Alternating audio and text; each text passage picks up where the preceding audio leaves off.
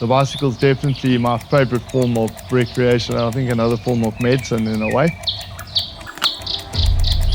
Obviously, life is life. You have challenges. And I've always found getting on my bike is like a freedom. I spend hours and hours on my bike just riding through this beautiful scenery.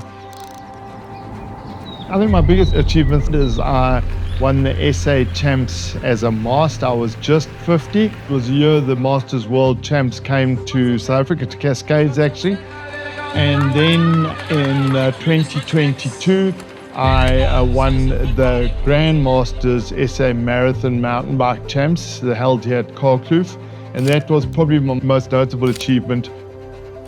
In 2019, I was having lower back problems and so on, and we went to the neurosurgeon, and he just said to me, there's nothing that a good bio can't sort out here, but there's just something I see here, and I don't know what he saw to this day. There's just something I see, and I want you to go for some further blood tests. Those words, "you've got cancer," are quite horrifying. Obviously, panic went through the family. Multiple myeloma, I'd never heard of it in my life. Then I got onto Dr. Google, and Dr. Google's like telling me, well, you got probably maybe 5 years to live, best case scenario, 9 years. Myeloma is an evil disease that doesn't present any symptoms whatsoever until it's too late. By God's grace, this discovery was made was in the very early stages. We could monitor it in the bloods before it attacked my bones, and that went on in the smoldering stages for 2 years. And then in the November of 2022, my readings just started going over, and they then started to prepare me for this life-changing stem cell transplant. They harvest your stem cells, and you can see your healthy stem cells being pulled out. They now have your healthy cells, so they just absolutely flatten all the cells remaining in your body with a high-dose chemo. Well, by that night in the shower, my hair was just coming out in clumps.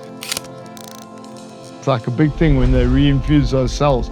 When they walked in on the Wednesday mornings, I think 4 in the morning, the medical team walked in there, and they all just like erupted in a happy birthday, and they're just saying, wow, this is your second chance at life. You know, people were very keen to know my story, so I formed a WhatsApp broadcast list. And then I'll never forget, I just put out the first thing after my transplant, and the messages that came back from there, I just burst out into tears. Yeah, sure, a bit of an emotional thing this, but sure, it's been a long journey, but we'll nail it. And wow, I must keep myself towards myself. Thanks so much for all the support. The latest news, this is taking some getting used to. Every time I look in the mirror, I go, whoops, I get a bit of a fright. I'll be in isolation for, they reckon, 10 days at least, while they watch and see that those white blood cells go up. So thanks for listening. Thanks for all the love and support. Really appreciate it. Cheers and have a great weekend. 5 years down the line, here I am, living my best life. I mean, I never in my wildest dreams thought I'd be in this position. It's people like myself that can tell a success story because of the medication available to us today, but that needs money to research, and that's where CANSA comes in, and that's what they're collecting funds for, and that's what we're going to put ourselves on the line for, to ride the Absa Cape Epic. I have no illusions about how tough it's going to be, and I think, sure, in the toughest times, it's going to be the people that have been lost to this evil disease. That's going to motivate me to get over the finish line when the going gets really tough. It's like I've got a calling to reach out to people and share my story, and to give hope to people that have lost hope. This disease can be conquered.